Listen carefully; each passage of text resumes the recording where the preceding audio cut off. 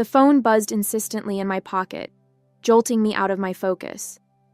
I wiped the sweat off my brow and stepped outside the makeshift clinic, where the midday sun cast long shadows over the rural village. The name on the screen made my stomach sink. Richard. I almost didn't answer.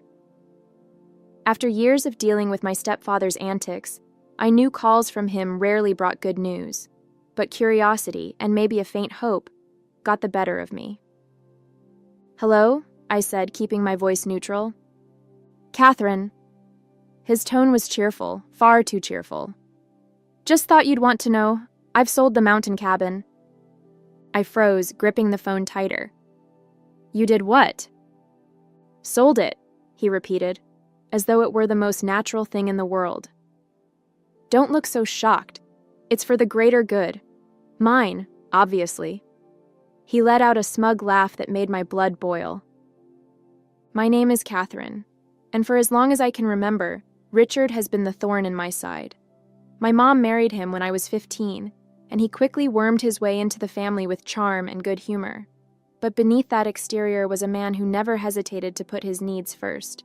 The cabin wasn't just a vacation home, it was my sanctuary, a place I'd poured years of love and care into. Nestled in the mountains, it was where I went to recharge after grueling work trips, where I hosted friends for long weekends, and where I felt most at peace. Hearing Richard talk about it like it was a pawn in his endless schemes was infuriating. "You had no right," I said, my voice shaking. "That cabin wasn't yours to sell." "Relax," he drawled.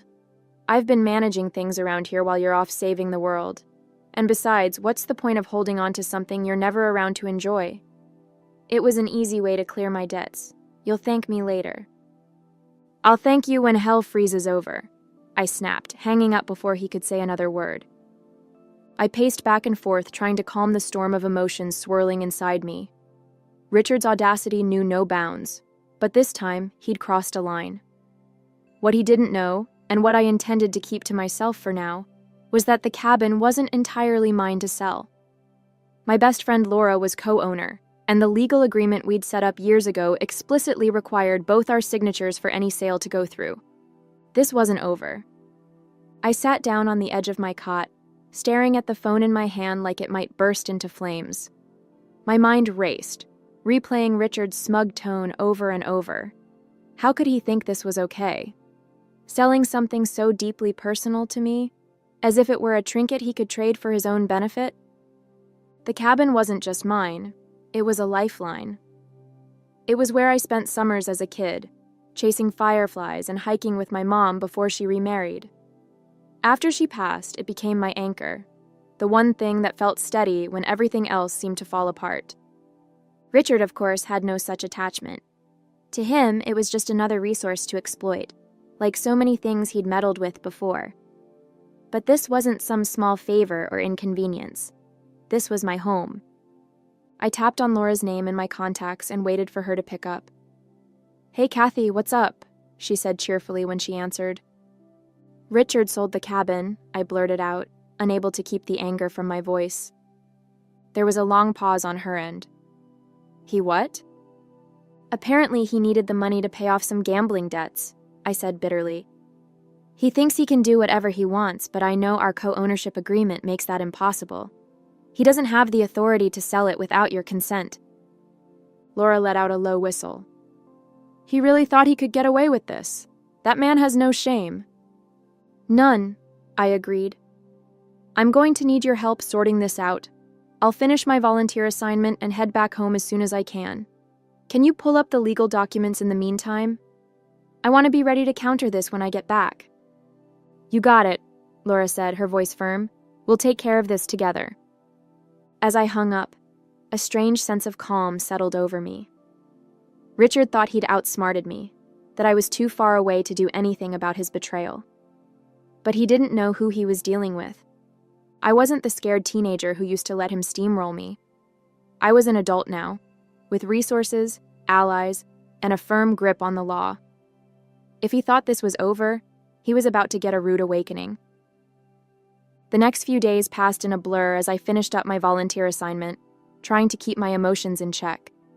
But no matter how busy I kept myself, the thought of Richard's betrayal lingered like an unwelcome shadow. I couldn't shake the image of him gloating about settling his debts at my expense.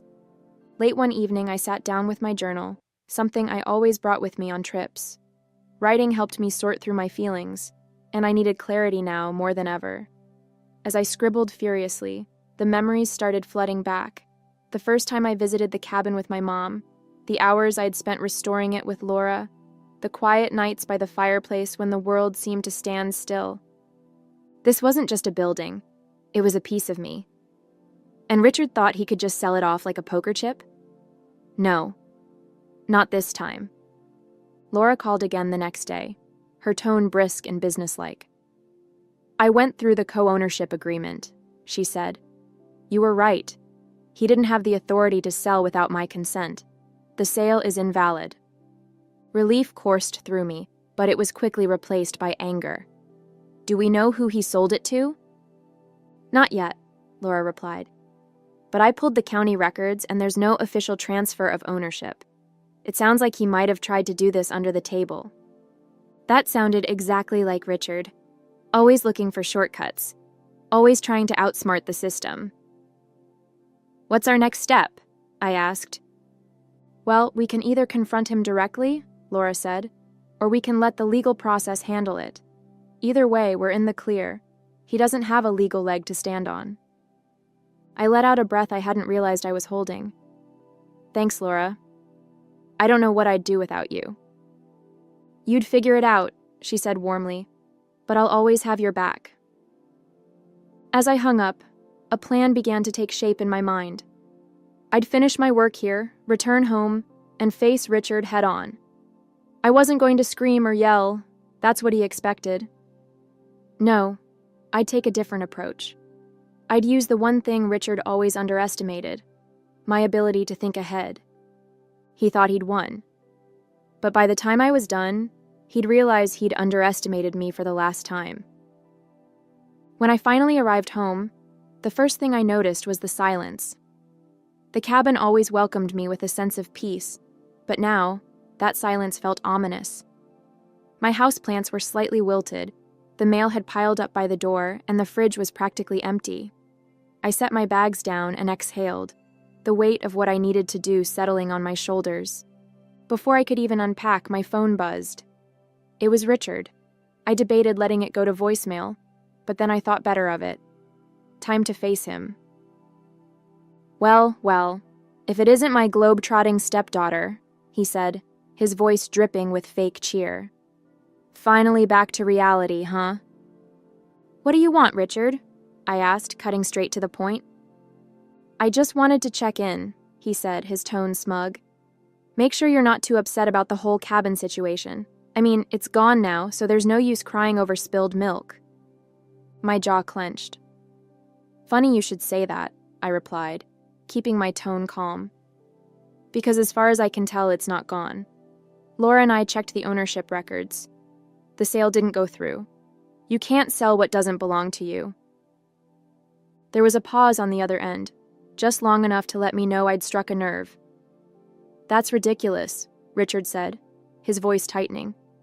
The buyer paid in cash and the paperwork is handled. It's a done deal. No, it's not, I said. Laura and I co-own the cabin, remember? Without her consent, the sale is invalid. Legally, it's still ours. His laugh was brittle. You think you're so smart, don't you? Always playing the perfect daughter, always trying to control everything. You don't know how hard I've had it, Catherine. I did what I had to do. You stole from me, I shot back. And you think I'm supposed to feel sorry for you? You've made your choices, Richard, and now you'll have to live with them. The conversation ended with him hanging up on me, and I was left standing there, phone in hand, shaking with a mix of anger and triumph. For years, I'd let Richard manipulate situations, guilt-trip me, and take advantage of my patience. But not anymore. I wasn't just defending the cabin. I was reclaiming my boundaries, my voice, and my peace of mind.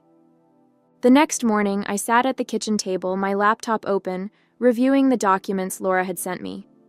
The co-ownership agreement was crystal clear. Neither of us could sell the cabin without the other's written consent. Richard's actions weren't just unethical, they were blatantly illegal. My thoughts were interrupted by a sharp knock at the door. When I opened it, there he was, Richard, wearing his usual smug expression. "Mind if I come in?" he asked, though he didn't wait for an answer before stepping inside. I folded my arms, watching as he made himself comfortable in one of my chairs. "What do you want, Richard?" "Look, Catherine," he started, his tone dripping with condescension. "I know you're upset, but you have to understand my position. I was desperate. The people I owed money to weren't exactly patient." I raised an eyebrow. "And you thought stealing my property was the solution?" "Borrowing," he corrected, as though that made it better. "I was going to make it back. Once my luck turned around, I would have paid you back every penny." I couldn't help but laugh bitterly. "Your luck? That's what you're betting on? Richard, you've been gambling away money for as long as I've known you, and it's never worked out. Why would this time be any different?" He shifted uncomfortably, but his bravado quickly returned. "You're overreacting. It's just a cabin. You're not even here most of the time. Why not let someone else make use of it?" "Because it's mine," I snapped. "Because it's my home. You don't get to decide what I value or what I do with my property. And for the record, Laura values it just as much as I do. Your little sale is invalid, and you know it." His face darkened, and for a moment, I saw a flicker of something like fear. "You wouldn't really go to the authorities, would you? You wouldn't ruin your own stepfather like that." I leaned forward, meeting his gaze. "Try me." For the first time, Richard didn't have a snappy retort. He stood up, muttering something under his breath, and stormed out, slamming the door behind him. I sank back into my chair, my heart pounding. The confrontation had left me shaken, but I also felt a spark of satisfaction. Richard was starting to realize that his usual tactics wouldn't work on me anymore. This wasn't just about the cabin. It was about standing up to someone who had taken advantage of me for far too long. After Richard's dramatic exit, I called Laura to update her. "He showed up at my house," I said, pacing the living room. "Tried to spin some sob story about how he'd borrowed the cabin to settle his debts." Laura snorted on the other end of the line. "Borrowed? Does he even hear himself? What did you say?" "I told him the sale was invalid, and if he pushed me, I'd go to the authorities," I replied. That seemed to shake him a little, but knowing Richard, he's probably already scheming his next move. "Well, let him scheme," Laura said firmly. "We've got the law on our side.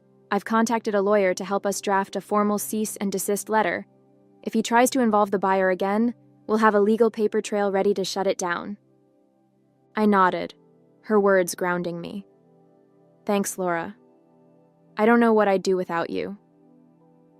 "You'd figure it out," she said. "But we're in this together." Over the next few days, I focused on gathering all the evidence I could. I documented the co-ownership agreement, collected screenshots of text messages Richard had sent about the sale, and even tracked down the real estate agent who had been involved. When I contacted the agent, her voice was tense. "Look, I didn't know the full situation," she said quickly. "Richard told me he had permission to sell. If I'd known the cabin had a co-owner, I never would have touched the deal." "Well, now you do," I said, keeping my tone even. "I'm not trying to drag you into this, but I need your cooperation. Can you confirm that Richard signed the paperwork alone?" "Yes," she admitted. "The buyer hasn't paid in full yet because I flagged the transaction as unusual. I can provide you with the documents if you need them." "That would be helpful," I said, jotting down her information. As I hung up, I felt a renewed sense of determination. Richard had banked on me being too passive or too distant to fight back, but he was about to learn just how wrong he'd been. That evening, Laura called with more good news. "The letter's ready," she said. "We'll send it first thing tomorrow, and if he tries to pull anything else, we'll escalate." "Perfect," I replied, a small smile creeping onto my face. For the first time in weeks, I felt like I was gaining control of the situation. Richard thought he could steamroll me, but he was about to find out that I wasn't so easily defeated. The next morning, Laura and I finalized the cease and desist letter and sent it to Richard. The language was clear and unyielding. Any further attempts to claim ownership of the cabin or engage the buyer would result in legal action. I imagined his reaction when he received it, probably a mix of outrage and disbelief. For years, he'd gotten away with manipulating and intimidating people into submission. But this time, he was up against a wall he couldn't charm his way through. Later that day, the real estate agent emailed me the documentation she'd promised. Seeing Richard's signature on the fraudulent sale agreement made my stomach churn, but it also solidified my resolve. He hadn't just crossed a line, he'd bulldozed over it. That evening, I got a call from Detective Miller, a local officer Laura had contacted to help with the case. "Ms. Daniels," he began, his tone professional, "I've reviewed the documents you and Ms. Langley provided. It's clear that this sale was unauthorized. Based on the evidence, we can move forward with a formal investigation if you'd like." "Yes," I said without hesitation. "I want to pursue this." Detective Miller continued, "We'll start by contacting the buyer and explaining the situation. If Richard continues to interfere, we'll escalate to criminal charges for fraudulent misrepresentation." "Thank you, Detective," I said. "Please let me know if you need anything else from me." As I hung up, I felt a mix of relief and anticipation. The wheels were in motion now, and there was no turning back. The next day, Richard called. His voice was laced with anger, but there was an edge of desperation beneath it. "Do you have any idea what you've done, Catherine?" he demanded. "You're ruining everything." "No, Richard," I replied calmly. "I'm protecting what's mine. You did this to yourself." "You've always been so ungrateful," he sneered. "I stepped in when your mom couldn't handle things, and this is how you repay me?" I couldn't help but laugh bitterly. "You didn't step in, Richard. You took over. You manipulated, lied, and used people to get what you wanted, and now you're paying the price." He started to argue, but I cut him off. "This conversation is over. If you have anything else to say, take it up with my lawyer."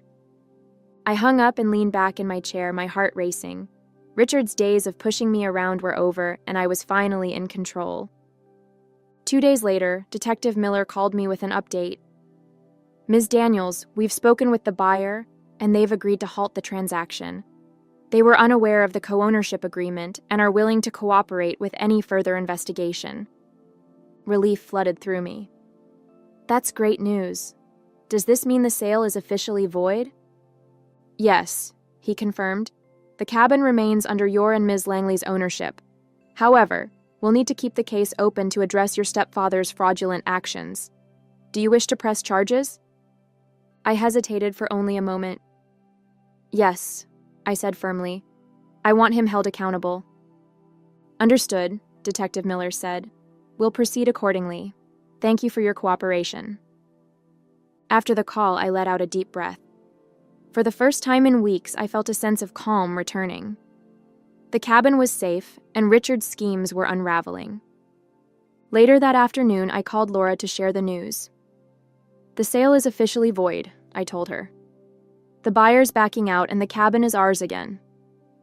"That's a huge win," Laura said, her excitement evident. "But what about Richard?" "The police are moving forward with their investigation," I explained. "He's not getting away with this." "Good," she said.